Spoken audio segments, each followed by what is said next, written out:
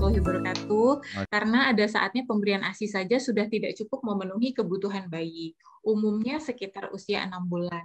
Ini kita bisa lihat gambar di sebelah kanan ya. Ada blok yang warnanya abu-abu, kemudian ada blok yang warnanya hitam. Blok yang warnanya abu-abu itu adalah kebutuhan yang tercukupi. Jadi kebutuhan si bayi yang tercukupi oleh breast milk, oleh ASI. Nah, kalau si blok abu-abu itu kelihatannya makin lama, sedangkan yang blok hitam itu adalah yang tercukupi oleh ASI saja antara 7 sampai 12 bulan. Nah, ini kalau 100% kebutuhan anak tercukupi itu ada di sini, maka di situ kelihatan bahwa mulai dari lebih dari 6 bulan besi sudah jauh ya, nggak nyampe sama sekali tuh. Udah jauh, karbohidrat juga sudah kurang, terus zinc sudah kurang, macam-macam banyak sekali, protein sudah kurang. Karena itulah dilihat dari sini ini namanya kebutuhan anak, sedangkan yang dia dapat dari ASI nggak mencukupi. Dilihat dari blok hitam, maka itulah saat yang sekiranya tepat untuk dimulai MPASI. Nah, kita mulai dari sini juga bisa. Kenaikan berat badan minimal per bulan adalah 0 sampai 3 bulan, masing-masing minimal 750 gram per bulan. Jadi 0 ke 1, 1 ke 2, 2 ke 3, masing-masing minimal 750 gram per bulan. 4 sampai 6 bulan minimal 600 gram per bulan. 7 sampai 9, 450 gram per bulan. Ini masing-masing ada tulisannya. Ini diambil dari Nelson Textbook of Pediatrics ya. Jadi jika kurang di bawah ini, maka berat badan anak dianggap tidak memenuhi target. Nah, tapi nggak cuma ditimbang dan ditulis, dok. Sebaiknya kalau di buku kontrol anak itu jangan hanya misalnya anak ditimbang, diukur kepalanya, diukur panjang badannya, tapi hanya ada pencatatan BB, TB, LK, terus habis itu kita langsung vaksin, terus dia pulang gitu. Jangan. Tanggung jawab kita adalah untuk plot. Jadi kadang-kadang kita merasa, oke kok udah naik 500 gram dari bulan lalu, ternyata usianya 2 bulan ke 3 bulan, di mana pada saat itu naik minimal harus 750. Kalau nggak diplot, kita nggak akan melihat bahwa dia belok begini mengkhianati garis hijau ya. Pada prinsipnya, anak tidak harus berada di atas garis hijau, seperti yang zaman dulu kalau nyandu, wah di bawah garis hijau nih, gitu. Udah mepet garis merah, maka itu anak kurang gizi. Prinsipnya tidak demikian, tidak harus di atas garis hijau, asal tren pertumbuhan baik. Kalau kita lihat chart gizi ini BB menurut U ya, berat badan menurut usia WHO 0 sampai 2 tahun. Kalau kita lihat nih, misalnya dia lahirnya 2,5 kilo, ATR 2.500 gram, kan oke sebenarnya. Cuma dia akan ada di titik sini. Tapi kalau dia naik 750, 750, 750, terus dia naik 600, 600, 600, dia tidak pernah menyentuh garis hijau, tapi dia tren pertumbuhannya baik. Dia setia di tengah-tengah antara garis merah sama hijau, setia gitu ya pada line yang sama, maka dia cukup. Maka itu adalah tren pertumbuhan yang baik. Jadi dok, ini juga bisa sekaligus menjawab kalau ibu-ibu suka nanya, dok, anak saya 1 tahun 9 kilo normal nggak? Anak saya 1 tahun 11 kilo normal nggak? Nah, jawaban kita bukan kita ngelihat di plot kalau di antara -2 sampai +2 berarti dia normal, tidak seperti itu. Misalnya kayak gini, anak saya 7 bulan dok, 6 kilo 200 seperti gambar ini ya. Normal nggak? Kalau kita kelihatan dari sini, masih oke karena dia dari -2 sampai +2 kan oke-oke aja. Tapi ternyata tren pertumbuhannya jelek. Ternyata berat badan segitu-gitu aja dari usia 4 bulan. Itu kan faltering dok. Nah kalau sudah seperti itu tidak bisa dibilang, oke masih normal Bu, masih di atas garis merah. Enggak. Tapi kita harus cerita, jelasin ke pasien bahwa oh lihat Bu, tren pertumbuhannya kurang baik. Di 6 bulan 6 kilo, 5 bulan 6 kilo. 4 bulan juga 6 kilo. Ini namanya weight faltering. Kalau kita cuekin, Bu, dia sudah mengkhianati garis hijau, sedikit lagi mengkhianati garis merah, lama-lama takutnya mengganggu pertumbuhan panjang badan dan menjadi stunting. Nah, titip juga dok, ini cara ukur harus benar, nggak usah buru-buru. Kalau saya sih lebih baik kita bilang ke pasien ya, misalnya pasien yang udah nunggu lama, udah nunggu 2 jam, 1,5 jam, lebih baik kita bilang, aduh maaf nunggu lama ya, gitu. Aduh antrinya bosen ya nak ya, anaknya sampai rewel, ngantuk ya. Lebih baik kita seperti itu dibandingin kita asal ngukurnya dok. Karena ini kan periode kritis ya, jadi jangan sampai kita skip aja deh. Yang penting cepat pasien selesai, tapi kita nggak bisa mendeteksi weight faltering gitu. Ini lingkar kepala harus diukur paling menonjol di belakang, occipital yang paling menonjol di belakang, terus ini frontal yang paling menonjol, jangan kena kuping, jadi harus di atasnya telinga. Terus kemudian mengukur panjang badan sebaiknya 2 orang karena anak harus menghadap ke atas, kepalanya harus kebentur di garis paling atas ini. Terus ini diukurnya di tumit, bukan di ujung kaki. Ini kalau nggak 2 orang, bayi-bayi kecil nggak akan kooperatif, nengok sana-sini, kakinya ditekuk. Terus untuk bayi kecil sekali, dok, neonatus gitu ya, kalau bisa atau kurang dari 3 bulan, kalau bisa telanjang. Ini yang butuh waktu. Buka dulu pampersnya, Bu. Buka dulu. Jadi kan datang tuh pasien pakai jaket, pakai topi, pakai kaos kaki. Itu bisa 500 gram sendiri itu ya. Jadi nggak sebaiknya tidak. Kalau anak yang agak besar, bolehlah dia pakai baju tipis, kaos kutang aja sama celana kain gitu. Tapi kalau bayi kecil sebaiknya ditelanjang. Terus tadi kita balik lagi, kapan ASI dianggap tidak cukup? Usia 6 bulan atau ketika terjadi weight faltering pada masa ASI eksklusif. Apa itu weight faltering? Berat badan bayi naik tapi tidak sesuai target, atau berat badan bayi tidak naik gitu. Apakah ada usianya? Ya. Bayi weight faltering usia berapa yang boleh memulai MPASI sebelum usia 6 bulan? Ini adalah slide-nya Prof. Damayanti Syarif ya. Saya dapat dari Nutrimed. Terakhir Nutrimed minggu lalu, di sini beliau jelaskan bahwa anak dalam risiko of FTT, failure to thrive ya dok, gagal tumbuh, cuma sekarang karena serem istilah tersebut di-adjust menjadi weight faltering, di mana weight increment kurang dari 5 persentil WHO. Sebenarnya, ada sebenarnya lagi. Ada tabel WHO untuk weight increment dan ada persentilnya. Ada persentil 5, 10, 25, 50, 75. Sebenarnya kalau dia weight faltering berdasarkan yang tadi saya jelaskan, nih, katakanlah di usia 4-6 bulan dia cuma naik 500 gram. Kalau berdasarkan Nelson ini kan kita sudah bilang weight faltering ya dok, kok cuma 500? Harusnya dari 4 ke 5 bulan naiknya 600 Bu. Kok ini 4 ke 5 bulan naiknya cuma 500? Ini weight faltering. Kita kan sudah menyatakan demikian. Sebenarnya kalau tabel weight increment-nya WHO, ya ada tuh yang 1 bulannya, itu kalau kurang dari 5 persentil baru itu dibilang growth faltering ya, atau gagal tumbuh. Tapi karena kita udah ketinggalan jauh, kita penyumbang stunting terbesar 5 besar di seluruh dunia, jadi UKK Nutrisi sepertinya nggak mau dok, ini kalau ini udah bablas berarti anak-anak udah kejauhan ngejarnya, jadi tetap berdasarkan yang tadi minimal kenaikan menurut Nelson Pediatric itu, kalau kurang dari itu langsung ditegakkan sebagai weight faltering.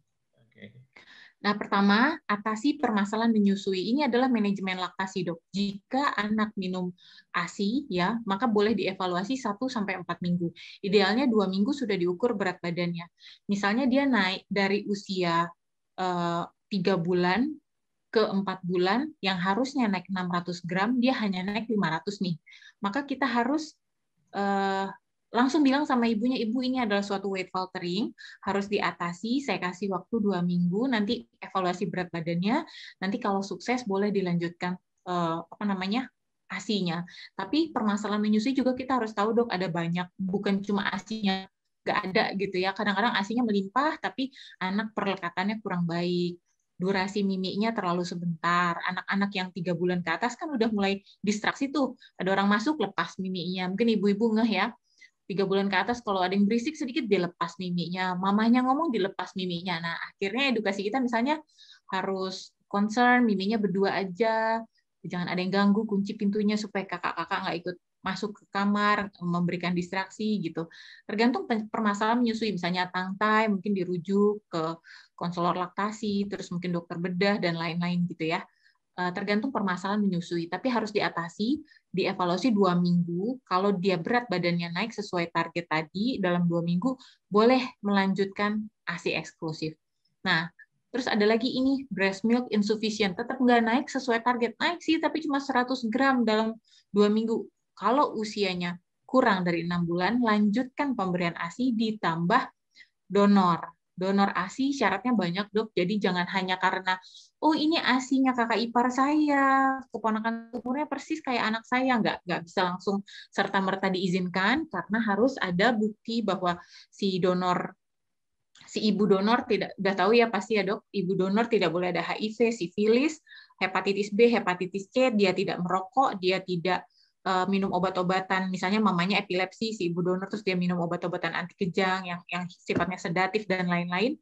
Terus kemudian dia juga memiliki pasangan seksual yang juga kalau bisa ada hasil screeningnya, tidak ada tato, tidak merokok, tidak minum alkohol, dan juga ada hasil screeningnya kalau bisa, minimal sih mamahnya aja, tapi kalau bisa ayah donor juga ada bukti bahwa dia tidak menderita seperti yang saya sebutkan tadi.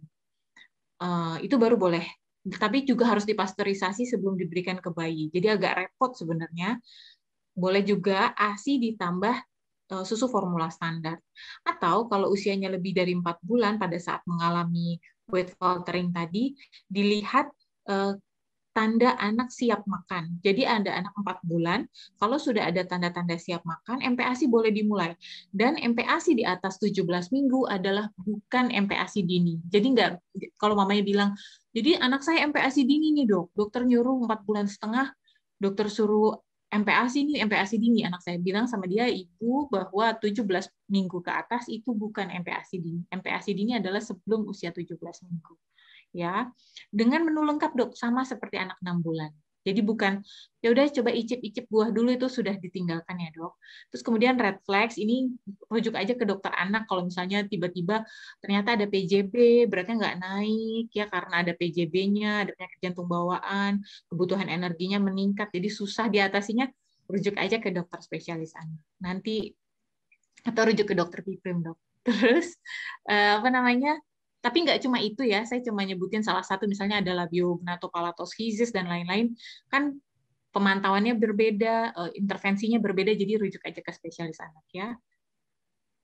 Nah, ini tanda-tanda siap makan yang tadi saya sampaikan, 4 bulan ke atas, boleh mulai makan jika kontrol kepala. Kepala tetap tegak dan stabil saat bayi didudukkan. Jadi 4 bulan lebih, kepalanya udah tegak. Bukan duduknya tegak ya dok, anak 4 bulan kan nggak bisa duduk.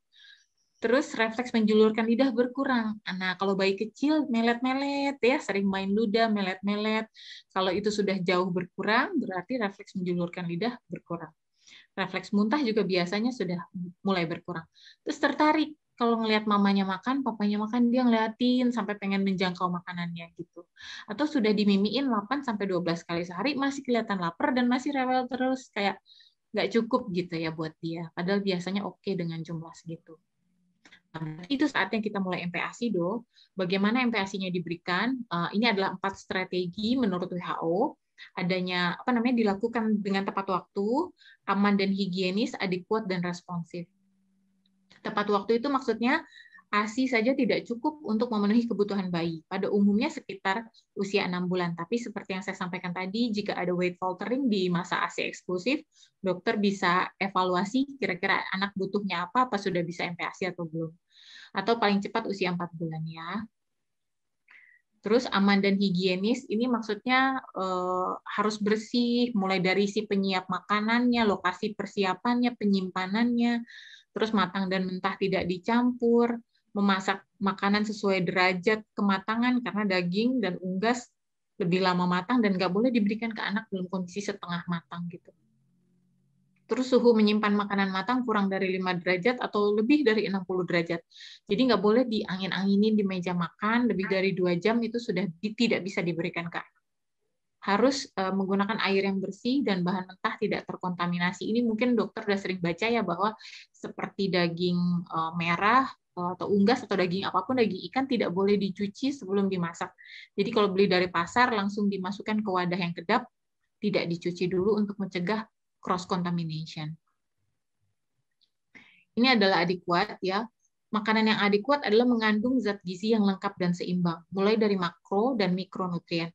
Zat gizi makro itu karbohidrat, protein, dan lemak. Zat gizi mikro itu sebenarnya adalah semua vitamin dan semua mineral, tapi saya titik beratkan di sini zat besi, vitamin A, seng ya. Kenapa? Karena zat besi, angka anemia kita tinggi sekali ya. Vitamin A penting nih untuk imun, untuk mata, untuk kulit, untuk metabolisme lemak. Terus sel adalah mikronutrien yang sangat penting untuk pertumbuhan linear, dok. Jadi biar tinggi ya, biar nggak stunting.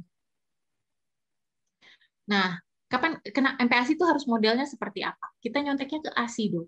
ASI adalah contekan kita untuk membuat MPASI. Otak itu ya 60%-nya 55 sampai 60% adalah lemak. Jadi semakin mirip makanan kita ke komposisi otak, sorry, bukan makanan kita, makanan anak dengan komposisi otak, maka makin baik dan menunjang untuk kecerdasannya di kemudian hari. Ini adalah kandungan pada ASI. Kita mau liatin human milk di sini ya, Dok, bahwa lemaknya adalah 45 gram, di mana kita ketahui bahwa 1 gram lemak mengandung 9 kalori. Kalau 45 dikali 9 sekitar 405 kalori dibagi 690 ya. 690 adalah kalorinya ASI per liter. Jadi 1 liter ASI mengandung 690 kalori dan mengandung lemak 45 gram. 45 gram lemak dijadikan menjadi energi adalah sekitar 405 kalori, di mana itu adalah 58%-nya. Jadi ASI itu berlemak banget. Jadi anak-anak sepertinya diet keto nih ya, ya Dokter Piprim ya. Terus ini adalah makronutriennya, Dok. Karbohidrat harus ada, protein ada, lemak ada. Nggak boleh, lemaknya nggak ada nih. Proteinnya kayak 4 bintang. 4 bintang itu kan karbohidrat, protein hewani, protein nabati, sama sayur atau buah. Terus nggak ada lemaknya. Nah, itu tidak bisa, Dok. Karena lemak ini sangat penting. Pertama, asam lemak ya. Penting banget, esensial untuk perkembangan otak. Yang kedua adalah volumenya kecil, energinya besar. Jadi cocok sekali untuk anak-anak yang lambungnya kecil, tapi kebutuhan kalorinya bisa dicukupi dari lemak jadinya. Karbohidrat dan lemak menjadi sumber energinya dia, protein jadi zat pembangun. Kalau lemaknya nggak ada, maka si karbohidrat dan protein dijadikan energi dua-duanya. Nah, kalau gitu kapan mau tingginya gitu ya. Jadi makanya pada stunting. Jadi harus lengkap, ada karbohidrat, ada protein, ada lemak. Terus mikronutrien, tadi saya sampaikan vitamin dan mineral adalah mikronutrien, tapi di sini saya bahas adalah zat besi. Ya, utamakan adalah hem karena mudah diserap, biasanya dari daging merah, hati ayam, atau non hem boleh dari sayuran, bayam, brokoli, banyak ya sumber zat besi, cuma perlu diperhatikan bahwa sayuran dan buah hanyalah perkenalan pada anak kurang dari 2 tahun, hanya boleh dikasih sejumlah kecil saja, 5 gram, 10 gram gitu ya. Jadi kalau ditanya, sayurnya berapa, Dok? Kalau mau bikin MPASI, Ibu tahu brokoli 1 kuntung, Bu? Ya, segitu kasihnya. Kembang kol 1 kuntung, ya segitu. Lebih-lebih dikit nggak apa-apa lah. Wortel satu sebesar apa namanya jempol kita gitu. Jadi jangan dominan buah, jangan dominan sayur. Kenapa? Karena seratnya tinggi, serat mengganggu penyerapan nutrisi, kalsium, zat besi. Padahal anak butuh, tapi kita kasih sayur yang banyak, akibatnya nggak diserap. Aduh, jadi ruginya berdobel-dobel ya, Dok ya. Tapi takutnya dia nggak suka sayur di kemudian hari, makanya kita cobain dikit-dikit aja, cuma kenalan doang. Vitamin A, jadi utamakan sayur, karena cuma bolehnya dikit, utamakan yang sumber vitamin A, warnanya oranye-oranye ya, paprika, wortel, terus labu. Terus ini sengnya, zinc tadi seperti saya bilang mendukung pertumbuhan linear, jadi juga harus ada. Nah, ini adalah minimum dietary diversity. Jadi WHO bilang minimal anak usia 6 sampai 23 bulan disarankan, UNICEF bilang disarankan mengkonsumsi makanan bervariasi sebanyak 4 atau lebih kelompok makanan. Jadi jangan cuma itu aja, dan kenalkanlah beragam protein mulai dari umur 6 bulan. Jadi nggak ada penundaan protein, takut alergi gitu, takut saya nggak ngasih telur, Dok, takut. Saya nggak ngasih udang, Dok, takut. Itu orang tua harus diedukasi bahwa tidak ada pantangan sampai terbukti alergi. Ini adalah yang bisa diberikan, tapi tetap kita tekankan bahwa kayak gini nih, misalnya gandum, ya fitatnya tinggi, nanti ganggu penyerapan zat besi dan kalsium. Kacang-kacangan juga mengandung fitat yang tinggi. Terus kalau buah-buahan dan sayuran jangan banyak-banyak karena seratnya tinggi gitu. Jadi walaupun ini semua lengkap, 4 atau lebih kelompok makanan, tapi tetap dipilih-pilih, dan kalau bisa yang mengandung fitat kayak kacang gitu ya, jangan dicampur sama yang mengandung zat besi. Justru kasihnya, karena pitat itu mengganggu penyerapan zat besi, justru kasihnya iron enhancer kayak vitamin C gitu, yang digabung kepada si komponen makanan yang mengandung zat besi, supaya mempermudah penyerapan zat besinya. Kenapa menu lengkap sangat penting? Jadi jangan goyah, jangan ada menu tunggal di antara kita, jangan ada 4 bintang di antara kita. Menu lengkap sangat penting karena ini adalah 1000 hari pertama kehidupan yang tidak bisa ditawar lagi. Kita lihat kecerdasan ya, kemampuan kognitif nih, umur 2 tahun, 3 tahun, terus mulai melandai. Di usia 6 tahun, otak sudah hampir sempurna ya dok. Di 2 tahun itu 80% perkembangan otak selesai, di 6 tahun hampir sempurna, setelah itu melandai. Jadi kalau 2 tahun, anak nutrisinya tercukupi, maka kita memenuhi hardware-nya. Jadi kita kan ngasih anak itu hardware dan software. Hardware-nya adalah nutrisi, sehingga tumbuhnya bagus, sehingga badannya, casing-nya bagus, dan kita kasih dia software, yaitu adalah stimulasi. Sudah dikasih nutrisi bagus, stimulasi bagus, maka tercapailah cita-cita kita ya, generasi emas Indonesia itu. Tapi kalau nutrisinya kurang, weight faltering dicuekin, masih dibilang masih di atas garis merah Bu, aman lah gitu. Akhirnya kita kehilangan potensi-potensi IQ gara-gara weight faltering dicuekin, menjadi stunting, potensi IQ turun 15 poin. Jadi anak yang harusnya bisa sekolah tinggi, tapi jadinya nggak terlalu pinter karena kecilnya stunting gitu ya. Terus mau berapa banyak sih ngasih MPASI? Kita pahami dulu konsep kalori. Ini gampang nih buat para dokter ini mah. Nggak perlu lama-lama menjelaskannya, udah biasa ya. Kalori adalah jumlah energi yang bisa didapat dari makanan dan minuman. Jadi kita harus ngeh bahwa itu anak masih mimi ASI, jadi masih dapat energi dari situ. Energi tersebut bisa didapat dari karbohidrat, lemak, dan protein. Terus kebutuhan kalori setiap anak beda tergantung usia dan berat badannya. Ya, jadi nggak bisa pukul rata, tapi nanti untuk mudahnya kita ambil titik awal mulainya sambil ditambahin bertahap. Semakin besar anak, semakin banyak kebutuhan kalorinya. Ini kita ingat lagi ya, ini pelajaran waktu kuliah dulu, 1 gram protein mengandung 4 kalori, menghasilkan energi 4 kalori, 1 gram karbohidrat menghasilkan energi 4 kalori, dan lemak tinggi sekali, 9 kalori. Itu yang menjadi dasar bahwa anak sebaiknya tetap diberi lemak karena merupakan sumber asam lemak yang bagus untuk otak supaya dia pinter dan mengandung energi yang tinggi. Jadi lambungnya imut-imut, diisi volume kecil dari lemak, tapi energinya sudah cukup gitu. Berapa banyak pemberian MPASI yang adekuat ya? Ingat lagi dok bahwa setiap anak adalah unik. Jadi si A minum ASI 1 liter ditambah MPASI 200 kalori, beratnya naik, si B belum tentu, si C belum tentu. Jadi ini memerlukan adjustment. Jika dengan seperti ini tidak naik, maka berarti kurang adekuat ya. Dan ini adalah hanya titik mulainya, di mana bunda-bundanya bisa melihat sendiri anaknya masih lapar atau enggak, dan bisa ditambahkan bertahap. Usia 6-8 bulan, kapasitas lambung ini cuma segede gelas aqua, perhatikan ya, cuma 249 dok, aqua kan 240. Segede gitu doang, kalau udah isi buah setengah lambung udah nggak mau makan lagi. 2-3 kali sehari, mulainya ya dok, jadi boleh nggak anak 8 bulan makan 3+1, 3 kali makan utama plus 1 snack? Ya kalau lahap-lahap aja habis-habis terus ya boleh gitu. Nah ini adalah kebutuhan harian kalori, ingat, tapi ini didapat dari ASI juga, atau dari susu formula, misalnya dia supor. Nah, dari MPASI-nya segini, 200 kalori. Ini mulainya doang. Mulainya, jadi boleh naik bertahap. Ini 9-11 bulan, kapasitas lambungnya sudah mulai tambah naik, kebutuhan kalorinya naik, kebutuhan dari MPASI-nya naik.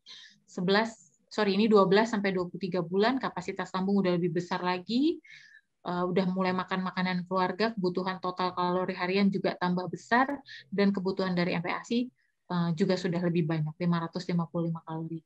Nah, saya akan pakai contoh, dok, untuk anak 6 bulan ya, bahwa kebutuhan dari MPASI-nya adalah 200 kalori. Mari kita akan mulai menghitung. Nah, proporsi makronutrien pada saat mulai MPASI 6 bulan. Ingat ya, makronutrien adalah karbohidrat, protein, lemak. Mulainya 200 kalori dulu, teksturnya bubur saring yang tidak terlalu encer, butuh 2-3 detik sampai dia netes. Jadi jangan kayak susu disendokin langsung ngalir lagi, itu udah nggak ada nutrisinya, Dok. Jadi harus sekental 2-3 sendok, 2-3 detik dimiringin sendok baru netes gitu. Jumlahnya 2-3 sendok makan per kali makan. Bagaimana perbandingan protein, lemak, dan karbohidrat? Nah, proteinnya 15-20%, lemaknya 30-45%, karbohidratnya 50%. Pada beberapa literatur, lemaknya bisa besar sekali, Dok. Jadi ada panduan MPASI-nya dari WHO itu sekitar 45%, terus panduan MPASI Meksiko itu ada yang sampai 55%, dan itu benar ya, Dok. Jadi boleh lebih tinggi karena terutama pada anak yang lebih muda karena kebutuhan lemak lebih tinggi.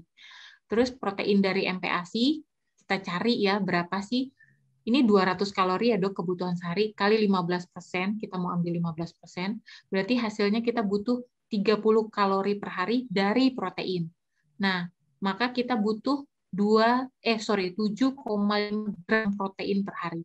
Nah, ini bukan 7,5 gram ikan atau 7,5 gram ayam atau 7,5 gram daging sapi, bukan. Tapi adalah 7,5 gram protein, kandungan protein di dalam bahan makanan. Lemak juga seperti itu, saya hitung pakai 35, kita butuh 70 kalori, menjadi 8 gram lemak per hari. Terus karbohidrat dari MPASI 50%-nya 100 kalori, sekitar 25 gram karbohidrat. Ini berarti bukan 25 gram nasi ya, Dok, tapi 25 gram karbohidrat yang terkandung pada nasi gitu. Terus ini adalah tabel bahan penukar. Nanti saya share juga tabelnya. Saya potong sedikit-sedikit supaya kelihatan jelas. Ini contoh jumlah kalori dalam bahan makanan. Ini ya, contohnya bahan makanan sumber karbohidrat. Satu satuan mengandung 175 kalori, 4 gram protein, dan 40 gram karbohidrat. Nah, tadi kan anak tadi butuh 25 gram karbohidrat, maka jika anak perlu 25 gram karbohidrat yang akan diberikan seharian, karena dia usianya 6 bulan baru akan diberikan 2 kali makan, maka kira-kira dia butuh sekitar 13 gram karbohidrat sekali makan ya. Nah, ternyata 1 gelas nasi tim mengandung 40 gram karbohidrat. 1 gelas nasi tim, ini dia. 1 gelas tulisannya. Mengandung 40 gram karbohidrat. Kok 40 gram, Dok? Itu kan 200 gram. Ya, 200 gram adalah beratnya si nasi tim. Tapi 40 gram adalah kandungan karbohidrat di dalam 200 gram nasi tim. Nah, 1 gelas nasi tim mengandung 40 gram karbohidrat. Maka sepertiga gelas nasi tim mengandung sekitar 13,3 gram karbohidrat. Nah, kira-kira berarti dia butuhnya 13 sekali makan, ini 13,3 sekali makan, berarti kira-kira sepertiga gelas nasi tim anak tersebut makan karbohidratnya per kali makan.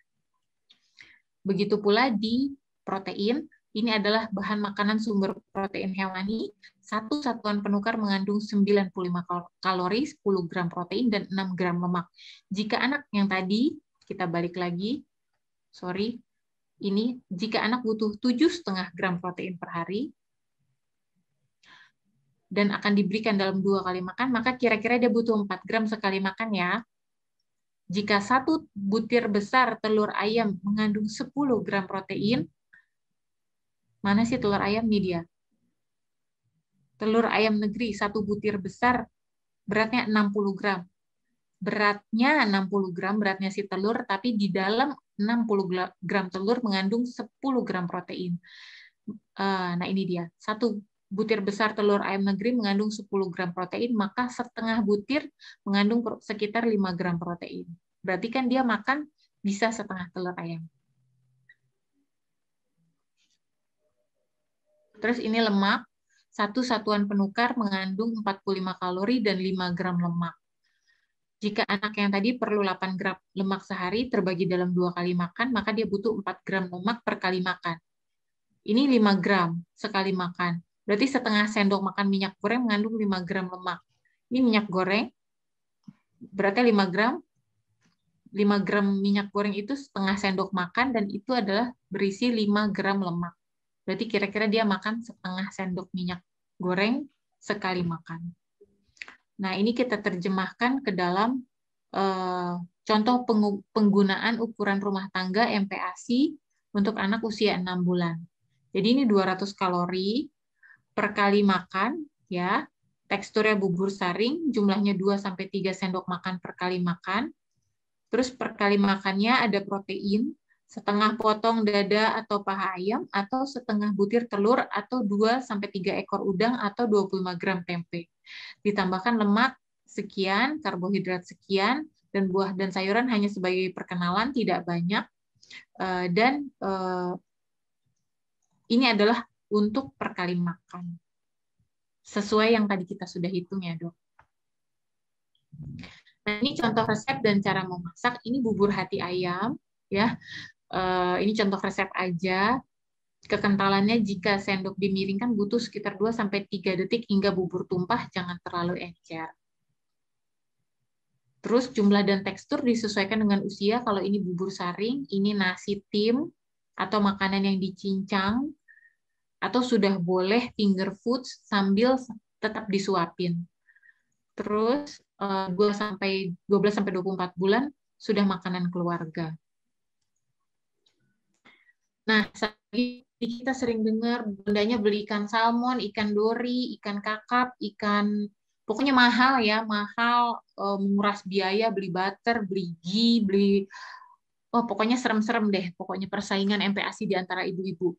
Nggak perlu seperti itu, apa yang dia masak hari itu asalkan mengandung lemak, protein, dan karbohidrat, maka boleh diberikan ke anak, adjust aja teksturnya. Misalnya mamanya hari itu masak opor ayam. Opor ayam itu kan udah ada daging ayamnya, sudah ada kuah santannya, maka protein sama lemak tercukupi, dan tinggal bikin bubur deh mamanya. Selesai MPASI-nya hari itu, bagus. Atau misalnya gini, mamanya bikin nasi tim untuk sekeluarga, ya udah tinggal disesuaikan aja, mau di blender atau dibikin bubur saring, boleh, karena sudah ada apa namanya minyaknya, sudah ada proteinnya, dan sudah ada karbohidratnya. Kasih deh sayurannya dikit, mau diparutin wortel kukus kayak sebesar jari kelingking gitu ya, untuk tambahan kenalan sayurnya. Cuma penting menyesuaikan jumlah, tekstur, garam, dan gula. Jadi anak boleh makan apa saja sesuai makanan keluarganya hari itu. Ini untuk apa namanya? Untuk istirahat sebentar, dokter. Mungkin bisa apa namanya? Quiz. Usia berapa anak dianggap siap makan? Mungkin bisa di chat, Dok, di kolom chat. Ya, silakan, Dok ya. Tadi ada itu. Ada clue-nya tadi.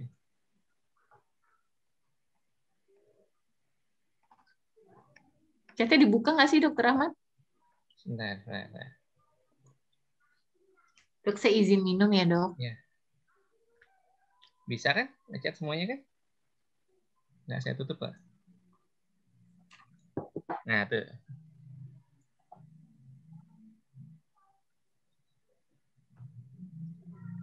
Ya, dokter, saya nggak bisa baca.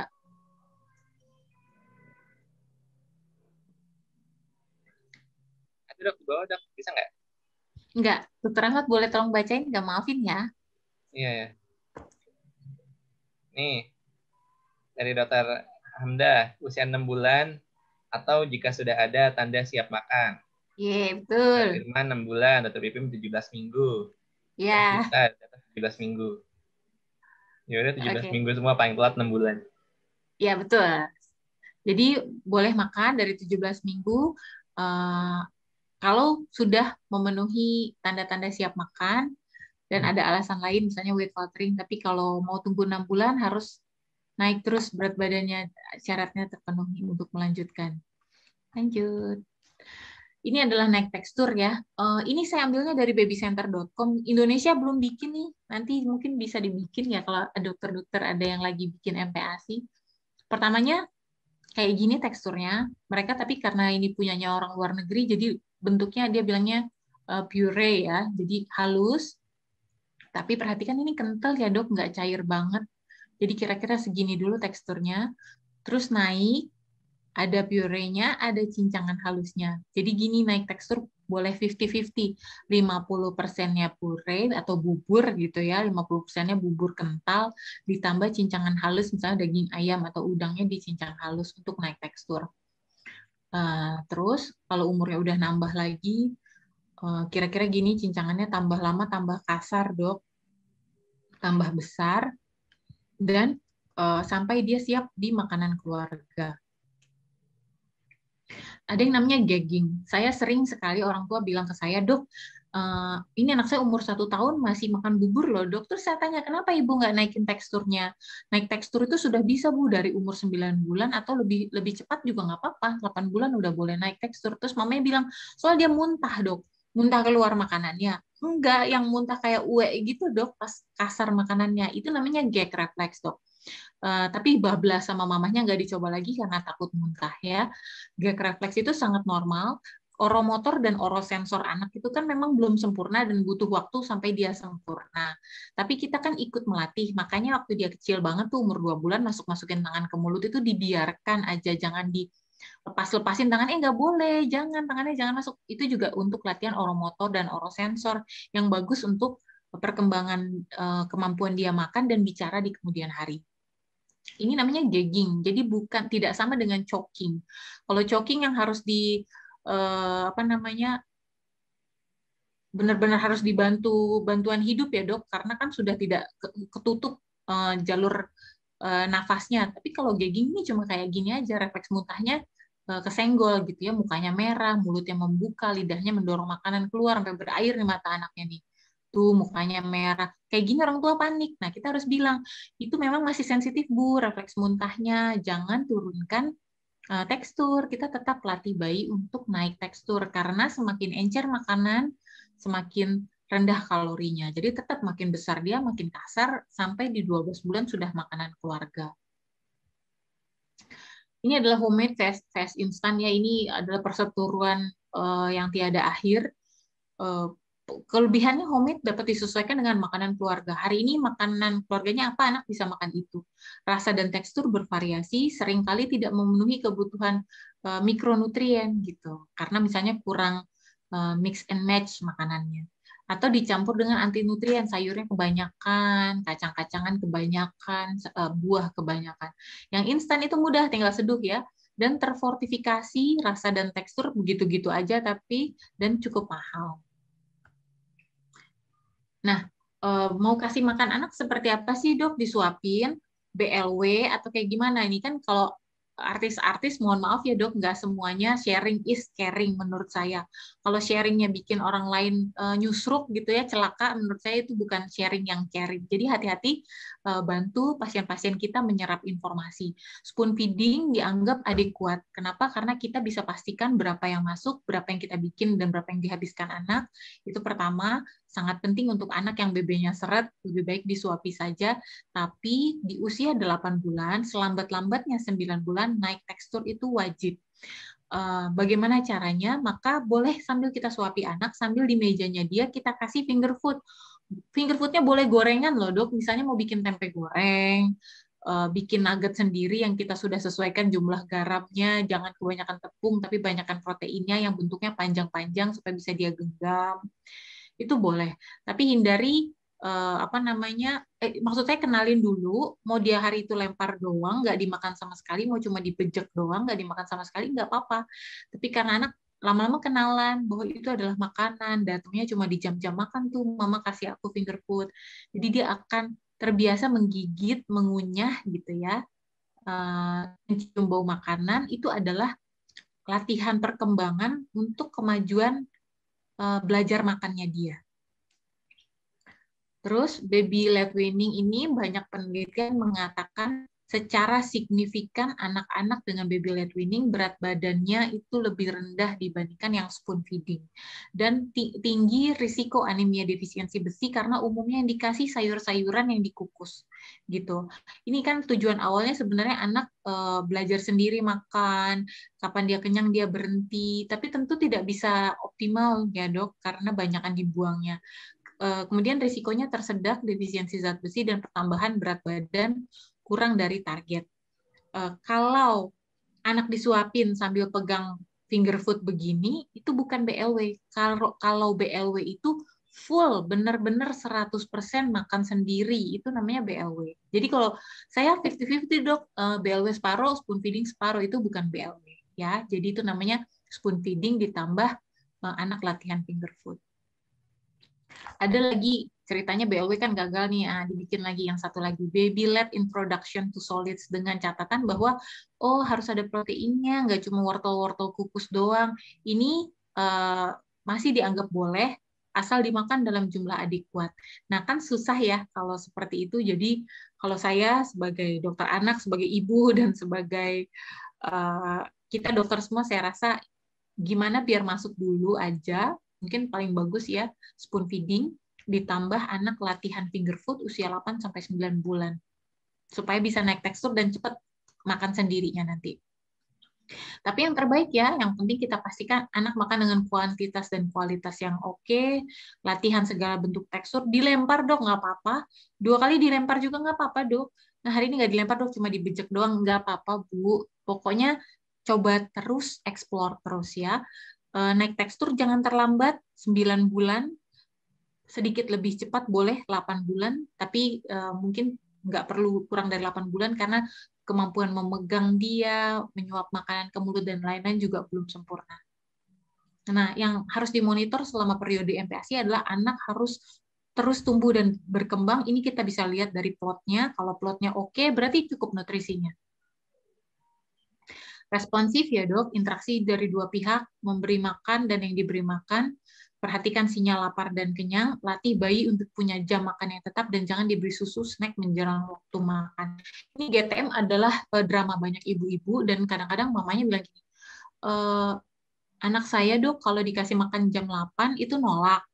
Terus kan saya bilang gini, udah diterapkan belum Bu, yang 2 jam nggak boleh makan, hanya air putih aja, nanti 2 jam kemudian dicoba lagi. Udah dok, tapi dia tuh tetap nggak mau makan dok, dia tuh tahan lapar. Nah terus dia 2 hari nggak makan, 3 hari juga kuat. Terus ditanya, dikasih makan apa Bu? Ya dikasih susu dok selama itu. Nah padahal susu formula maupun ASI adalah makan bagi bayi. Jadi maksudnya puasa 2 jam itu benar-benar air putih, jadi bukannya ditambal dengan susu. Nanti akhirnya lambung kecil tadi keisi terus, anak nggak ada respon laparnya. Ini hal-hal yang penting yang suka dibahas seputar MPASI ya, alergi makanan pada anak. Ini adalah yang sering dilaporkan sebagai penyebab alergi.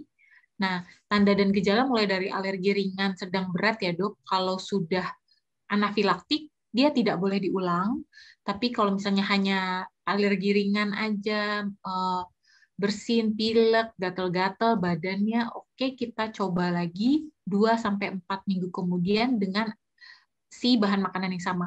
Hari ini makan udang, pipinya merah-merah, dok, langsung keluar semua pipinya merah. Oke, kalau gitu udang dicoba lagi 4 minggu kemudian dengan memilih udang tersegar yang ada di pasar hari itu. Coba lagi ya. Tapi kalau sudah anafilaktik jangan diulang. Dan ternyata hanya 10% dari semua kasus yang dilaporkan orang tua sebagai alergi makanan adalah benar-benar alergi makanan. Jadi ada surveinya ya, orang tua lapor alergi anaknya di tes gores, nggak ada tuh, hanya 10% yang benar-benar memang alergi. Jadi penting untuk orang tua kita ingatkan untuk bikin jurnal makanan anaknya hari ini. Hari ini lele, nasi, mentega misalnya. Terus besok misalnya nggak gatal. Terus besok ikan kembung, wortel, sama nasi gatal. Nah, berarti kita catat. Yang belum pernah dikasih kan berarti wortel sama ikan kembung. Besok coba lagi yang lain. Jadi kita butuh jurnal ibunya untuk tahu ya kalau misalnya tidak dilakukan tes alergi. Dan selama tidak berat boleh diulang.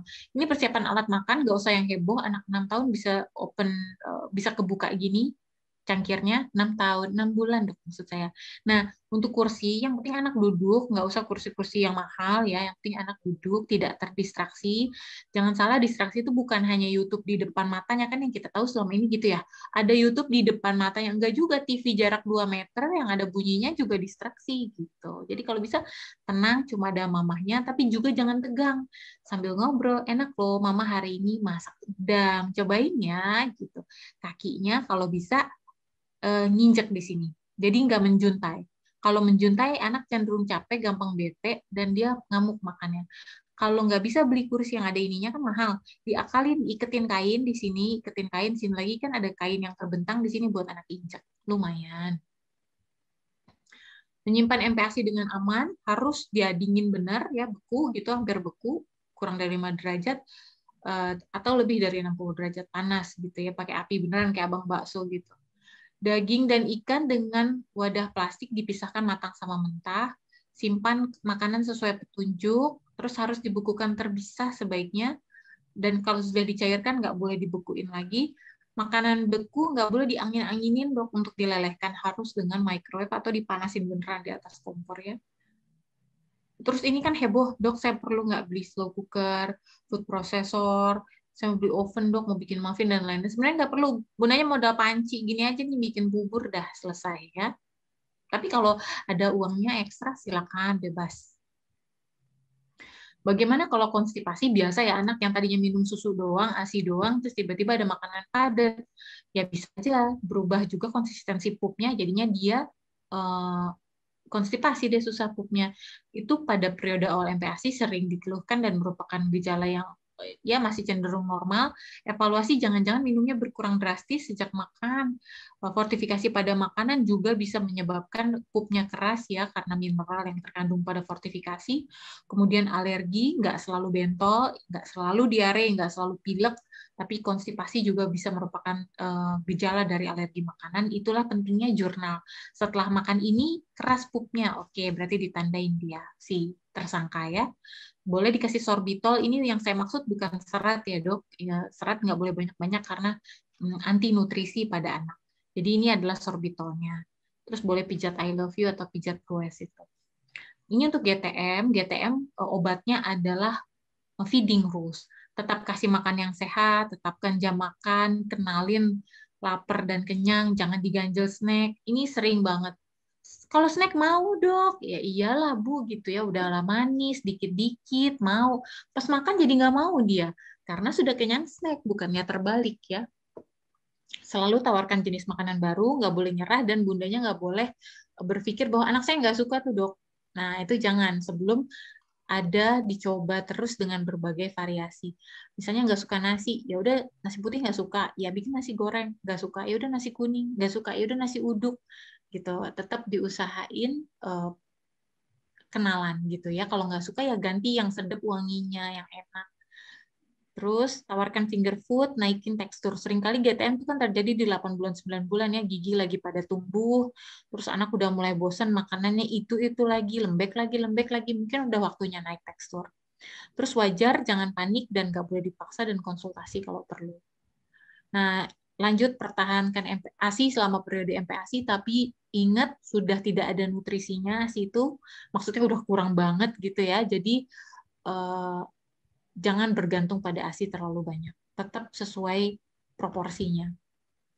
Ini yang paling penting juga pada periode MPASI adalah cegah anemia defisiensi besi. Ini yang dipilih adalah daging merah, jeroan, ya, ikan, hati. Terus ini juga bisa, tapi ini non-hem, lebih sulit dicerna, dan kalau bisa diberikan iron enhancer, yaitu vitamin C, seperti yang di sebelah kanan ini, bareng sama hem supaya mudah diserap. Tapi ada tapinya lagi, jangan banyak-banyak. Ingat sayur dan buah adalah anti nutrisi. Terus makanan fortifikasi apakah boleh? Boleh. Ini saya nggak bekerja sama dengan makanan fortifikasi manapun, cuma yang saya lingkari di oval yang merah ini adalah kebutuhan AKG anak usia 6-12 bulan, di mana kebutuhan AKG-nya dapat dipenuhi oleh fortified food ya, kalsiumnya sampai 90%, fosfornya 60%, zat besinya 100% dok. Luar biasa. Dan sebelah kanan ini adalah untuk 12-24 bulan. Terpenuhi segini AKG-nya. Nah, seringkali MPASI homemade itu tidak memenuhi ini, karena hati ayam aja ya 100 gram gitu, kan banyak banget. Atau hati sapi 2, jadi gini, kebutuhan zat besi harian 6-12 bulan adalah 11 gram. Sementara 75 gram daging sapi hanya mengandung 2,4 gram zat besi. Jadi mau berapa ratus gram daging sapi udah kayak kita beneran anak makannya, padahal giginya sedikit, kemampuan mengunyahnya masih belum sempurna, kan nggak mungkin habis. Jadi jangan segan-segan untuk selang-seling dengan fortifikasi. Boleh loh duanya homemade, satunya fortifikasi setiap hari untuk memenuhi mikronutrien. Kayaknya udah deh, Dok. Nah, apakah ada pertanyaan? Silakan, Dokter. Terima kasih. Wassalamualaikum warahmatullahi wabarakatuh. Waalaikumsalam warahmatullahi wabarakatuh. Ya, terima kasih Nggak banyak. bosan kan Dr. ya? Nungki. Nih, kayaknya kita ke depannya nggak perlu konsul ke Dokter Damayanti nih kayaknya nih. Ke Dokter Nungki aja kayaknya nih. Oke, lanjut. Silakan. Yang mau bertanya. Ini banyak banget nih kayaknya mau bertanya. Silakan. Dokter Novi dulu nih. Silakan, Dok. Oke, gini Dok, mau menanyakan, kadang itu ada Dok, sorry, Dok, kurang jelas, Dok. beberapa bayi itu yang kayak itu udah jelas Dok. Di videonya dimatiin aja videonya. Oke. Jadi gini Dok, kadang itu ada beberapa orang tua yang memang saya lihat itu memang genetiknya itu tingginya juga memang nggak terlalu tinggi dan memang tipikalnya kecil-kecil. Nah, itu biasanya kadang juga dikenaikan berat badan dan panjang bayinya itu memang kok kayaknya susah naik juga gitu Dok. Walaupun akhirnya pernah itu saya rujuk juga akhirnya. Nah, kalau menghadapi yang seperti itu, apakah memang ada kemungkinan genetik itu juga berpengaruh dengan berat badan dan tinggi badan anak? Itu yang pertama, Dok. Terus pertanyaan yang kedua, kalau memang misalnya ibunya itu memilih MPASI-nya itu mau di-mix aja, Dok. Mau homemade juga, mau yang apa itu yang sportif pabrikan juga dia pakai. Apakah yang seperti itu boleh? Terus kalau memang MPASI yang sportif, Dok, kadang itu pasien juga nanya merek loh, Dok. Nah, itu apakah ada merek atau apa yang memang lebih direkomkan gitu, Dok? Terima kasih. Oke, Dok. 2 pertanyaan, Dok. Langsung Oke, jawab aja, Dok. alhamdulillah. Iya, yang pertama genetiknya mungkin nggak Dok, dia tuh anak pendek gara-gara dia genetiknya pendek. Yang perlu kita perhatikan banget pertama adalah berat badan dulu Dokter. Kalau berat badannya naik terus sesuai target dalam usianya dengan tren yang baik, tidak perlu optimal ya, nggak perlu maksimal. Misalnya gini, 0 sampai 1 bulan kan minimal 750. Tapi kan ada anak-anak yang naik loh Dok, 1,5 kilo. Anak saya umur 1 bulan naiknya 1,5 kilo dari berat lahir. Itu nggak usah jor-joran gitu sebenarnya ya. Asal dia naik di minimal tadi nih Dok, 750 gram, 750 terus, naiknya oke. Tapi tingginya nggak terlalu adekuat. Kita bisa memikirkan bahwa dia memang keturunan, ada namanya familial short stature gitu ya, yang saya curigai mungkin Pak Habibie begitu ya, karena kan IQ-nya ngeri banget kan Pak Habibie, nggak mungkin stunting ya. Itu namanya familial short stature, memang udah modalnya orang tuanya nggak terlalu tinggi sehingga anak nggak terlalu tinggi. Tapi harus dihitung TPG Dok, namanya tinggi potensi genetik, ada rumusnya, bisa dilihat di websitenya Ikatan Dokter Anak Indonesia. Nanti kalau memang tinggi potensi genetiknya berapa, itu nanti diplot. Nanti kita mungkin ada topik yang kayak gitu kali ya Dokter Ahmad ya. Nggak bisa kebayang kalau nggak pakai grafik beneran. Jadi kalau memang tinggi potensi genetiknya sudah kita hitung dan anaknya memang nggak terlalu bakat tinggi, asalkan tren pertumbuhan tingginya setia pada garis yang sama, maka itu cukup Dok. Dia nggak harus tingginya berada di garis hijau di tengah, gitu nggak harus. Kalau dia setia di garis yang sama, maksudnya jarak antara titik plot tersebut dengan garis Z-score itu sama, dan kenaikannya oke setiap bulan walaupun minimal gitu, itu berarti tren pertumbuhannya baik. Ada satu lagi CDGP namanya, itu anak-anaknya memang kecil pada saat kecil, nanti pas remaja di growth spurt yang kedua gitu, masuk remaja dia akan tinggi sendiri, ngebut belakangan. Tapi anak-anak seperti itu tidak mungkin berat badannya kurang terus tuh. Jadi kalau memang pendeknya gara-gara berat nggak naik-naik, kita tetap curiga apakah sudah ada perlambatan pertumbuhan linear yang nantinya ujungnya jadi stunting. Evaluasinya makanya semua jadi harus ada berat badan, lingkar kepala, sama panjang badan. Terus pertanyaan kedua, mix fortifikasi dengan Homemade boleh banget, silakan mau setiap hari di mix juga boleh. Yang ketiga, fortifikasi merek apa? Sebagai dokter kita kan nggak bisa jadi nyebut, maksudnya nggak boleh terang-terangan banget, boleh sih sebut merek silakan gitu. Cuma prinsipnya yang ada cap Badan Pengawas Obat dan Makanan, capnya BPOM, maka sudah sesuai dengan standarnya internasional, Kodeks Alimentarius, maka diizinkan untuk diedarkan di Indonesia karena sudah memenuhi standar. Jadi saran kita ke ibunya, Ibu, apa aja hampir sama, Bu, sebenarnya cuma beda-beda dikit. Yang penting Ibu perhatikan ada cap Badan Pengawas Obat dan Makanan, berarti sudah cukup untuk anak gitu. Gitu sih, dokter.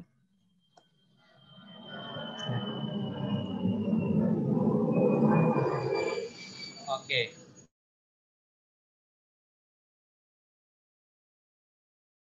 Dokter Ahmad rumahnya dekat airport ya. Iya nih, gampang kalau mau lihat pesawat. Iya nih Dokter Bibrim, istilah yang dipakai setia dan hianat. Iya bener dok, saya tadi bilangnya setia dan hianat. Itu ibu-ibu kalau dikasih tahu istilah itu suka ketawa. Ini sudah berkhianat nih Bu, garisnya sudah mengkhianati garis hijau. Itu Dokter Anissa nanya dok. Waspada terhadap pelakor.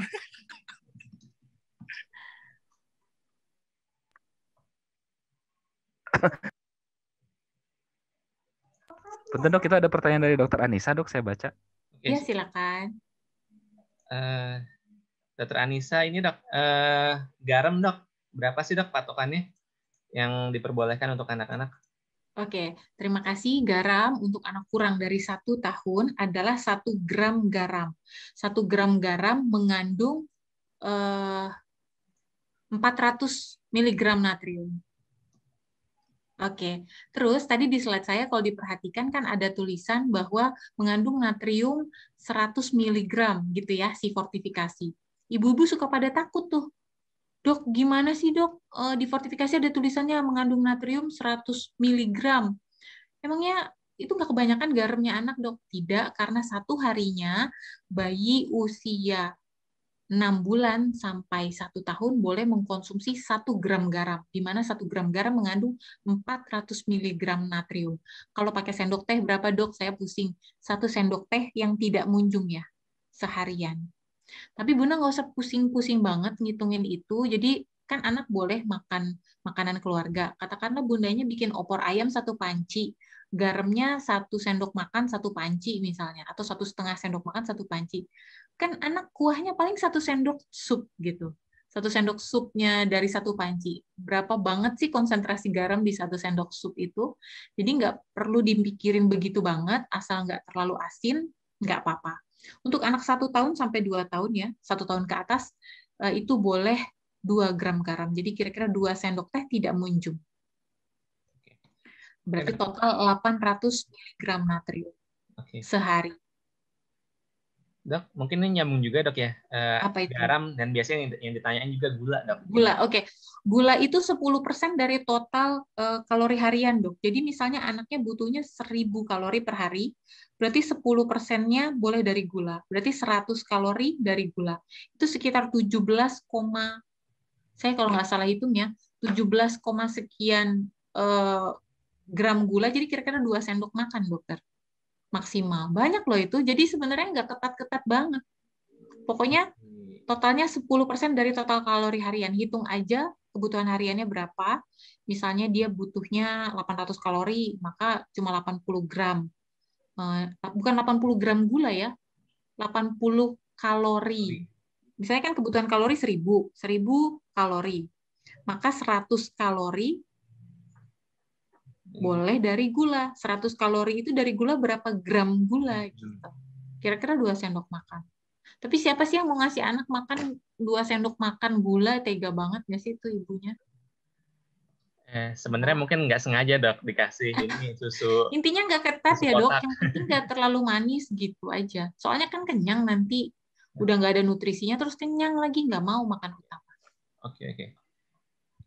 Oke dok. Dok, ini ada pertanyaan nih dari saya mau nanya juga. Tadi tentang lemak dok, kan memang rekomendasinya untuk pemberian lemaknya juga nggak boleh kurang ya, bahkan banyak lah, cukup banyak ya. Nah, itu ada pengaruhnya nggak sih dengan jenis-jenis lemak gitu ya? Misalkan omega 6, omega 9, dan lain-lain gitu. Nggak ada itu dokter. Prinsipnya apa aja boleh ya, Dok? Maksudnya pemberiannya mau dikasih lemak yang seperti apa gitu? Jadi sebenarnya yang manfaat omega 6, 9, DHA segala macam sebenarnya masih questionable ya berarti ya.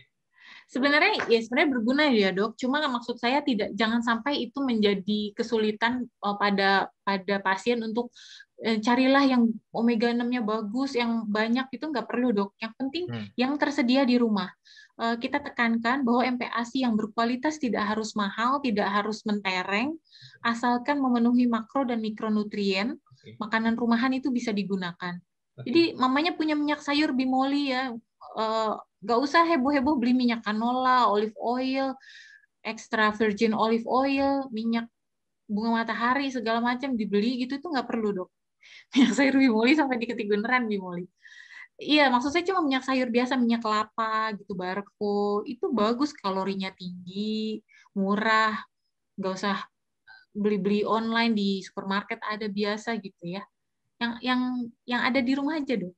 Saya pernah dapat pasien nih, Dok, saya cerita aja ya. Pasiennya itu awal MPASI, mamanya bilang dia nggak mau makan. Saya tanya makanannya apa? Daging giling pakai keju, pokoknya kira-kira gitu ya, Dok. Pakai kentang, pokoknya. Tapi dia nggak mau, Dok. Saya tanya lagi, Ibu masak apa di rumah? Saya masak bobor bayam. Bobor bayam tuh sayur bayam pakai kuah santan, Dok. Sama bandeng presto. Terus saya bilang, coba Ibu kasih hari itu. Nanti pas kontrol cerita sama saya ya, Bu. Pas kontrol dia cerita bahwa anaknya makan lahap dengan bobor bayam dan bandeng prestonya. Kenapa? Karena kan ASI mamahnya. Jadi gini, air ketuban ibu yang diminum anak di dalam kandungan udah ada rasanya. Mamanya makan nasi padang, air ketuban rasa nasi padang. Mamanya makan pempek, air ketuban rasa pempek. Kan anak udah di PHP-in dari dalam perut ibunya. Terus pas mamanya menyusui dikit-dikit, ayah beli ini dong, beli makanan cemilan yang enak-enak gitu, misalnya martabak telur apa, udah ada rasanya, enak asinya, tiba-tiba pas ke dunia luar makanannya nggak enak, jadi zonk gitu ya. Jadi kalau bisa makan aja seperti yang mamanya makan, kan dia udah biasa dengan rasa asinya, dengan rasa makanan mamanya maksud saya. Oke. Kemudian, Dok, tadi di usia 6 bulan itu ASI itu ternyata kurang juga dalam vitamin E ya, kandungan vitamin E-nya. Kurang banget ya. Itu sebenarnya ada efek negatifnya nggak, Dok? Apakah kita perlu perhatikan juga seperti layaknya memperhatikan zat besi? Nggak segitunya sih, Dok. Yang paling ditekankan adalah zat besi, zinc ya, terus vitamin A. Kalau untuk satu persatu mikronutrien, yang penting bervariasi makanan itu, Dok. Yang minimum dietary diversity itu hubungannya adalah untuk melengkapi mikronutrien yang sekiranya pada makanan A tidak ada pada makanan B, di makanan B tidak ada di makanan C. Jadi makin bervariasi mikronutriennya yang macam-macam dan perintilannya banyak itu bisa dipenuhi dengan variasi makanan. Oke. Ya, ini ada pertanyaan lagi nih dari Dr. Feby tentang jenis-jenis minyak sayur. Evo itu olive oil yang virgin nih. Sebenarnya sih nggak perlu sih dia tadi ya kalau dia. Ya nggak perlu, pokoknya yang biasa aja, Dok. Tapi boleh ya. Tapi perlu diperhatikan juga kan lambungnya kecil. Kalau bisa kasih yang nggak usah minyak-minyak yang light seandainya memang kalorinya lebih rendah. Karena minyak-minyak yang light yang kalorinya lebih rendah itu untuk orang dewasa. Anak-anak kita cari yang minyak yang kalorinya tinggi, minyak goreng kita ya, minyak kelapa sawit atau minyak kelapa beneran kayak Barco gitu, karena kalorinya tinggi, volumenya kecil, kalorinya tinggi, supaya dia energinya nggak ngambil dari protein, karena sudah tercukupi energi dari karbohidrat dan lemak. Jadi protein bisa konsen untuk numbuhin tinggi badannya, gitu. Oke. Dok, ini ada pertanyaan nih, mungkin sering ditanyakan, bagaimana tips untuk mengatasi GTM dengan berbagai sebab, ada yang karena lagi numbuh gigi segala macam. GTM prinsipnya yang tadi, Dok, biasanya karena anak gini, yang paling penting dari awal makan itu sudah benar, jangan ada distraksi, karena makan itu bukan hanya masukin makanan ke dalam perut anak, tapi juga ada stimulasinya, ada komponen stimulasi yang bagus sekali, di mana dia kontak mata, dia belajar merasakan di lidahnya ini makanan manis, asin, asem gitu ya. Terus dia juga belajar tekstur, dia belajar alat-alat makan, ini sendok, terus dia belajar kata-kata dari mamanya, ayo makan, ini rasanya enak gitu. Dia belajar, di situ adalah periode belajar. Kalau sudah terdistraksi, maka periode belajar makan tadi nggak akan sempurna, sehingga gampang macet di kemudian hari. Namanya juga belajarnya nggak benar, maka gampang macet. Itu satu. Terus yang kedua, perhatikan bukan cuma tumbuh gigi ya, tumbuh gigi sering disalahin karena memang periode tumbuh gigi itu kan dari 6 bulan ke atas tumbuh terus giginya. Jadi kalau disalahin tumbuh gigi, berarti sampai gigi selesai tumbuh, nyalahin GTM-nya tumbuh gigi terus gitu. Padahal mungkin tidak cuma itu, makanannya enak nggak? Jangan-jangan nggak enak. Coba bundanya cicip dulu. Kalau rasanya udah pasti enak, lanjut cari penyebab lain. Apa teksturnya terlalu encer? Anak-anak udah jago, giginya udah banyak, udah kemampuan mengunyah menelannya udah ada, udah memegangnya udah bagus. Mungkin itu saatnya naik tekstur gitu. Atau bosan sama jenis makanannya, coba jenis makanan lain. Itu semua harus di pinter-pinter mamahnya ya, gitu. Oke, makasih dok. Boleh sih, mungkin aja tumbuh gigi kan sakit juga pas gusinya robek, giginya keluar. Tapi kalau itu terus yang disalahkan, padahal tumbuh gigi sampai anak besar juga tumbuh gigi terus dok. Oke. Terus lapar atau enggak? Karena kadang-kadang nggak mau makan, susu lagi, susu lagi. Bundanya suka tanya, Dok, kenapa ya anak saya nggak mau makan, maunya nen terus? Ya, karena nen terus itu nggak mau makan, Bu. Kan dia kenyang. ASI itu kan makanan buat dia. Kalau dikasih makan terus, ya nggak mau makan. Benar yang makanan. Oke. Dok, ini ada pertanyaan lagi tentang madu itu kapan boleh diberikan? Gitu. Terus Madu, ini oke. ada lagi suplemen zat besi, apakah harus cek status zat besi dulu? Oke. Apa namanya? Tadi apa dok? Madu udah jelas ya dok, tidak ada perdebatan lagi bahwa di atas 1 tahun. Banyak orang-orang menyebutin merek madu tertentu yang dibilangnya sudah pasteurisasi lah, sudah segala macam. Ada evidence-nya. Saya pernah ikut webinar, tapi saya nggak ingat evidence-nya apa. Tapi yang jelas kami IDAI sepakat untuk tetap tidak memberikan madu kurang dari usia 1 tahun karena risiko Clostridium botulinum yang mencemari madu sehingga bisa menyebabkan paralisis ya. Jadi jangan kurang dari 1 tahun. Mau madu apa kek, mau yang harganya berapa kek sebotol tetap enggak ya. Oke.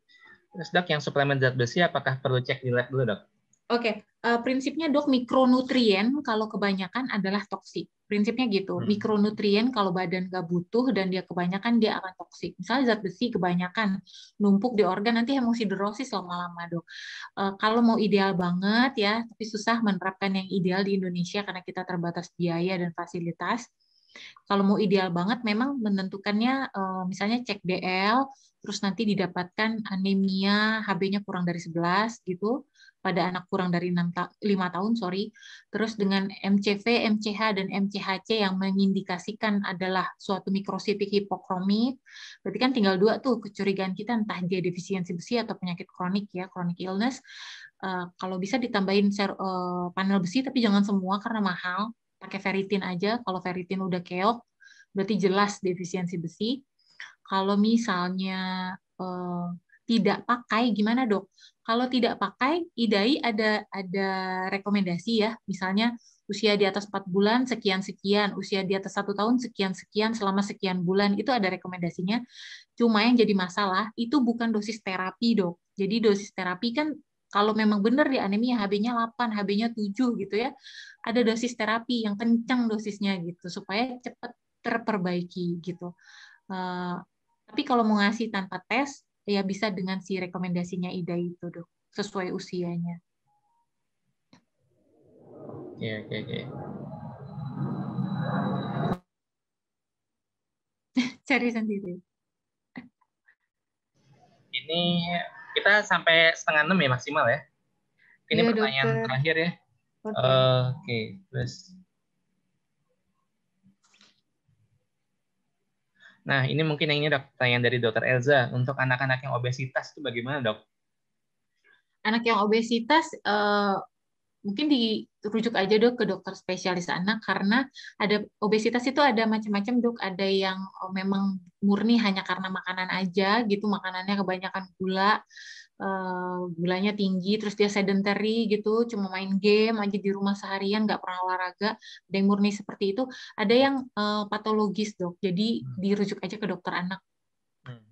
Oke. Nanti kalau memang masalahnya cuma nutrisi, ya berarti cuma masalah nutrisi. Soalnya screeningnya banyak dok. Kalau obesitas itu ada screening tensi, nanti harus diplot ke kurva, ada chartnya tensi anak. Terus kalau memang dalam 2 kali pengukuran di waktu yang berbeda tensinya tinggi, nanti dia mesti urinalisis, cek ureum kreatinin, USG ginjal dan lain-lain. Jadi agak repot. Bilang aja obesitas nih ya Bu, anaknya sudah terdeteksi oleh saya, ini buktinya chart gizinya, saya rujuk ke dokter anak gitu. Oke. Ya dok, ini satu lagi pertanyaan mungkin terakhir ya.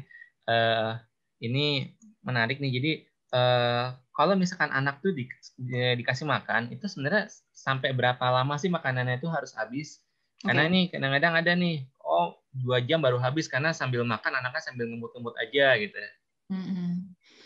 Tetap setengah jam ya dokter, 30 menit, karena kita mau kasih, ini kasar nih ngomongnya, kita mau memberi pelajaran pada anak-anak. Jadi pastikan bunda itu menerapkan waktu untuk makan. Jadi misalnya jam 8 pagi makan utama, jam 10 pagi snack, jam 12 siang makan utama, jam 14 snack. Jadi udah tegak tuh ya, jamnya udah pasti. Kalau jam 8 anak nggak mau makan, cuma 1 sendok, jangan dianggap tidak makan dok. Jadi 1 sendok adalah makan. Pokoknya 1 sendok itu makan jam 8 pagi. 5 menit dilempar-lempar, 15 menit dilempar-lempar, buang muka, hentikan aja. Jangan ada paksaan, karena trauma makan itu ada loh, dan bisa saja anak bisa berpikir makan itu adalah suatu proses yang tidak menyenangkan. Kasih air putih, ya, izinkan dia bermain, biar capek, biar lapar. Jam 10 waktunya snack, kasih snacknya dok. Jadi misalnya snacknya risol, ya udah jam 10 waktunya makan risol isi ragut daging ayam gitu misalnya. Kasih dalam 30 menit ya selesai, nggak selesai makannya, supaya anak belajar, mama gitu banget ya sama aku, ya udah dia kan kapok berarti. Kalau aku nggak habiskan, nanti nggak ada makanan lagi sampai 2 jam ke depan dan aku sudah kelaparan. Air putih kan nggak mengenyangkan. Akibatnya dia kapok dan dia belajar, makan tuh begini ya. Ya sudah, aku akan nurut caranya mama gitu. Oke, udah ya, udah hampir jam 5:30. Terima kasih, alhamdulillah. Terima kasih banyak, mudah-mudahan bermanfaat. Luar biasa ini. Insya Allah ada bermanfaat. Nih gimana teman-teman nih? Saya rasa teman-teman juga banyak yang mungkin nih baru dapat info baru nih. Terima kasih banyak dokter Nungki. Sama-sama dokter Elsa, dokter Fitri. Semoga sehat selalu. Oke. Ini kan rencananya ini sebulan sekali nih. Asra. Asra. Dari teman-teman sekalian ada lagi nggak usul materi untuk acara berikutnya? Itu Dokter Nungki bisa nggak bikin semacam brosur ya tentang MPASI buat RV dan cabang-cabang gitu. Jadi Insya Allah dokter. Dipahami orang tua. Kadang-kadang banyak yang keliru ya. Baik dokter. Kayak buklet edukasi gitu kali dok ya? Iya, edukasi. Mungkin kalau misalkan Dokter Nungki ini feeding rules itu tadi. Oke. Iya, baik dokter. Kalau ribet buat desainnya dok, nanti mungkin ini aja outline-nya aja nanti kita desainin nanti. Iya, oke. Insya Allah ingetin ya dok, tapi mungkin nggak bisa dalam waktu dekat dokter. Iya, santai-santai aja. Dok, ada usul lain nggak untuk materi berikutnya?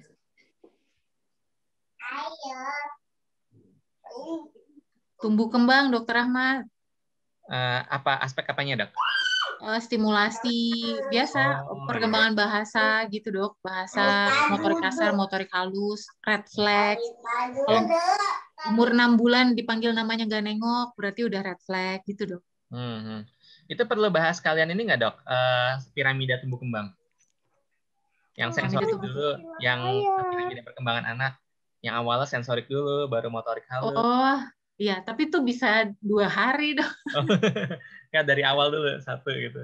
Kalau saya rasa yang penting praktis ya dok, ilmu praktis untuk praktek. Karena kalau kita belajar piramida perkembangan itu kan kita kayak belajar buat koas dok yang akan menempuh ujian gitu. Saya rasa yang penting sekarang untuk dokter-dokter adalah ilmu praktis sehingga pada saat dia jawab pasiennya, pasien langsung oh gitu. Dan kena banget bahwa dia harus dirujuk. Anaknya belum nunjuk, umur 1 tahun belum ada nunjuk, oh berarti red flag, harus dirujuk. Bu, itu sudah tanda bahaya gitu. Tapi nggak perlu, kenapakah dia harus menunjuk gitu, nggak usah. Ya. Oke, boleh tuh dok, bagus dok. Iya. Nanti kalau bulan April Dr. Nungki ada waktu kapan ya dok kira-kira dok? Saya tunggu jadwal on call bulanan boleh ya dok? Nanti awal April baru ketahuan. Oke. Jadi Dr. Nungki itu yang nggak bisa tuh weekend ya? Iya, kalau weekend pasti nggak bisa dokter. Oke, jadi teman-teman nanti kita tunggu ya di weekdays. Weekdays kayaknya tanggal 21 April itu tanggal merah ya. Ya, nanti kita lihat lah nih lah. Oke, gitu aja ya. Terima kasih banyak ya. Kita foto-foto dulu ya. Siap. Ya, ayo coba dibuka dulu videonya.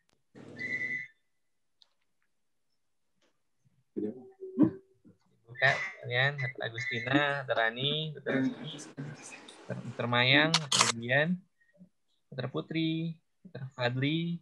Oh, Fadli ada 2 ya. Dr. Sista, ya dok. Wah, mantap nih 2 layar nih.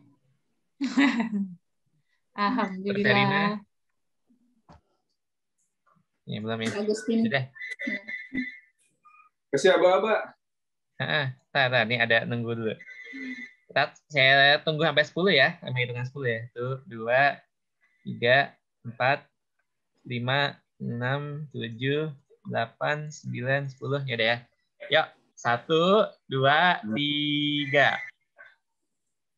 Oke, nah, simpan dulu.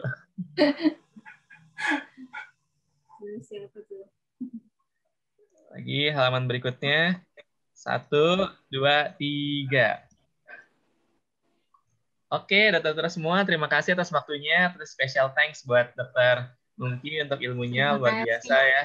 Alhamdulillah. Terima kasih banyak. Kita tutup ya acara ini dengan baca hamdalah. Alhamdulillahirobbilalamin. Terima kasih ya semua teman-teman. Makasih Dr. Nungki. Makasih. Ya, sama-sama dokter. Lain kali PPDS juga bisa tuh, PPDS ngisi tuh, Dokter Tiara. Makasih dok. Setuju dok, setuju. Mungkin habis ini dok. Belum mumpuni dok ilmunya. Coba ditodong Dokter Rahmat. Itu ada ikutan dia, Dokter Tiara. Dokter Belum mumpuni dok. Mungkin bulan depan Dokter Nungki dulu dok, habis itu Dokter Tiara mungkin. Iya. Dokter Intan. Ya, itu ya. Makasih ya. Oke. Terima kasih Dokter Nungki.